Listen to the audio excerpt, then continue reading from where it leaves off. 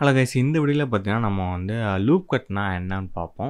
First நான் வந்து object மோட்லேருந்து edit மோடுக்கு வந்து சேஞ்ச் பண்ணிக்கிறேன். அதுக்கு நான் ஃபஸ்ட்டு ஆப்ஜெக்ட் செலக்ட் பண்ணிட்டு டேபை ப்ரெஸ் பண்ணேன். எனக்கு வந்து எடிட் மோடு வந்து சேஞ்ச் ஆயிரும். இப்போ நான் வந்து என்னோட கீபோர்டில் வந்து Ctrl+R வந்து ப்ரெஸ் பண்ணிக்கிறேன். ப்ரெஸ் பண்ணிட்டு என்னோட கர்சரை வந்து ஆப்ஜெக்ட் கிட்ட கொண்டு போனேன்னா எனக்கு இந்த எல்லோ கலர் லைன் வந்து ஷோ ஆகும். ஸோ இதை வந்து நான் கிளிக் பண்ணேன்னா எனக்கு வந்து இந்த லூப் கட் வந்து அப்ளை ஆயிரும். ஸோ எனக்கு வந்து எந்த பிளேஸில் லூப் கட் வேணுமோ அந்த இடத்துல வந்து அப்ளை பண்ணிக்கிறேன். ஸோ இது வந்து என்ன பண்ணும் அப்படின்னு பார்த்தீங்கன்னா, ஒரு ஆப்ஜெக்ட்டை வந்து நம்மளுக்கு ஸ்லைஸ் பண்ணி கொடுக்கும். ஸோ நான் இப்போ வந்து சேம் ஆப்ஜெக்ட் தான் எனக்கு வந்து 2 பார்ட்ஸாக வந்து டிவைட் ஆகிருக்குது உங்களால் பார்க்க முடியும். ஸோ நான் ஒரு ஃபேஸ் செலக்ட் பண்ணால் எனக்கு ஃபுல்லாக செலக்ட் ஆகும். இப்போ வந்து எனக்கு ஒரு சைடு மட்டும் இதில் பாதி செலக்ட் ஆகும். ஸோ அதுக்கப்புறம் பார்த்தீங்கன்னா ப்ரொபோஷனல்னு ஒரு ஆப்ஷன் இருக்குது. ஸோ ஃபஸ்ட் நான் வந்து அது எப்படி வேலை செய்யணும்னு சொல்லிடுறேன். ஃபஸ்ட் நான் வந்து ஒரு ஸ்பேர் கிரியேட் பண்ணிட்டு வச்சு இதில் ஒரு வெர்டெக்ஸ் மட்டும் செலக்ட் பண்ணிவிட்டு ஆனால் ஜியை ப்ரெஸ் பண்ணி கிராப் பண்ணேன்னா எனக்கு இந்த மாதிரி தான் கிராப் ஆகும். இதுவே நான் ப்ரொபோஷனல் ஆப்ஷனை வந்து ஆன் பண்ணிவிட்டு நான் கிராப் பண்ணால் எப்படி அது மூவ் ஆகும்னு பாருங்கள். ப்ரொபோஷனல் ஆப்ஷன் பார்த்தீங்கன்னா மேலே பார்த்தீங்கன்னா இருக்கும். ஸோ இதுதான் வந்து ப்ரொபோஷனல் ஆப்ஷன். ஸோ இதை நான் வந்து ஆன் பண்ணிவிட்டு இப்போ நான் வந்து ஜியை ப்ரெஸ் பண்ணி மூவ் பண்ணேன்னா எனக்கு அந்த மொத்த